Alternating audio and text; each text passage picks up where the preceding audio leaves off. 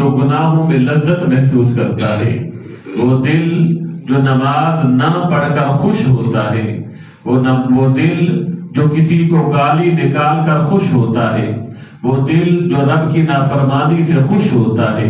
وہ دل جو زبان ماں باپ کے آگے کھولنے پر خوش ہوتا ہے، وہ دل جو کسی کا حق کھانے پر خوش ہوتا ہے، اس دل کو ان ساری چیزوں سے ہٹا کر اللہ کی بندگی میں لے آنا تزکیہ کہتے ہیں۔ کہ وہ دل جو گناہوں پہ خوش ہوتا تھا، اس دل کو قابو کرنا اور گناہوں سے ہٹا کر اللہ کی عبادت میں لے آنا تزکیہ کہلاتا ہے۔ وہ دل جو دنیا کی محفلوں میں خوش ہوتا تھا، اس دل کو دنیا کی محفلوں سے نکال کر اللہ کی یاد میں لے آنا تزکیہ کہلاتا ہے۔ وہ دل جو دنیا کے مال میں سکون ڈھونڈتا تھا، اس دل کو دنیا کے مال سے نجات دلا کر اللہ کی محبت کے لیے وقف کر دینا تزکیہ کہلاتا ہے۔ تو دل کو گناہوں سے پاک کر لینا تزکیہ کہلاتا ہے۔ یاد رکھ لیجئے گا، رسول کریم صلی اللہ علیہ وآلہ وسلم کا فرمان عالی شان ہے کہ بندہ جب گناہ کرتا ہے تو اس کے دل پر ایک سیاہ نقطہ بن جاتا ہے، پھر جب وہ توبہ کر لیتا ہے تو اللہ اس نقطے کو مٹا کر نور کر دیتا ہے۔ لیکن ایک بندہ جب گناہ کرے اور پھر توبہ نہ کرے تو وہ نقطہ قائم رہتا ہے، اور جو وہ گناہ کرتا جاتا ہے وہ نقطہ بڑھتا جاتا ہے، پھیلتا جاتا ہے، اور پھر اتنا پھیلتا ہے کہ وہ پھیل کر پورے دل کو سیاہ کر دیتا ہے۔ پھر اس دل میں اللہ کی معرفت، اللہ کا نور، اللہ کی محبت، اللہ کا قرب نہیں آتا، وہ عبادت کی طرف نہیں آتا، وہ بندگی کی طرف نہیں آتا، وہ نیک اعمال کی طرف نہیں آتا۔ پھر جب اللہ توفیق دیتا ہے، بندہ توبہ کرتا ہے، تو اس توبہ کی وجہ سے اور اللہ کے ذکر کی برکت سے، جب بندہ اللہ کا ذکر کرتا ہے تو اس کی برکت سے اللہ اس دل کو سیاہی سے نکالنا شروع کر دیتا ہے۔ وہ جو سیاہی بڑھ چڑھی تھی، وہ جو دل کالا ہوا تھا، اللہ اسے روشن کرنا شروع کر دیتا ہے۔ جیسے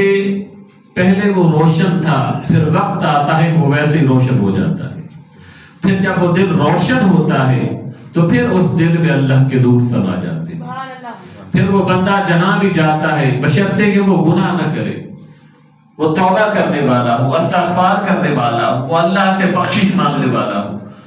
اللہ کی مخلوق کو راضی رکھنے والا ہو، اللہ کو خوش کرنے والا ہو، تو پھر وہ دل نور بن جاتا ہے۔ پھر اللہ پاک فرماتا ہے کہ جب میں اپنے بندے کے دل میں سما جاتا ہوں تو پھر بس بندے کے ہاتھ بن جاتا ہوں جس سے وہ پکڑتا ہے،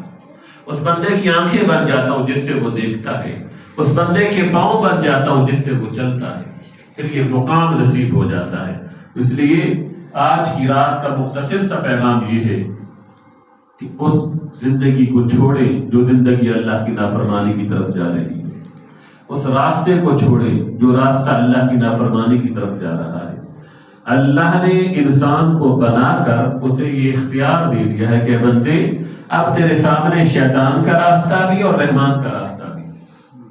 تجھے پکڑ کر کوئی نہیں لے کے آئے گا، تو نے اپنی مرضی سے آنا ہے، چاہے تو شیطان کا راستہ اختیار کر، چاہے تو رحمان کا راستہ اختیار کر۔ اگر شیطان کے راستے پہ چلے گا تو دجال تک پہنچ جائے گا، شیطان کے راستے پر چلے گا تو گمراہ ہو جائے گا، شیطان کے راستے پر چلے گا تو گناہ گار ہو جائے گا، اور رحمان کے راستے پر چلے گا تو میرا ولی بن جائے گا، رحمان کے راستے پہ چلے گا تو میرا دوست بن جائے گا،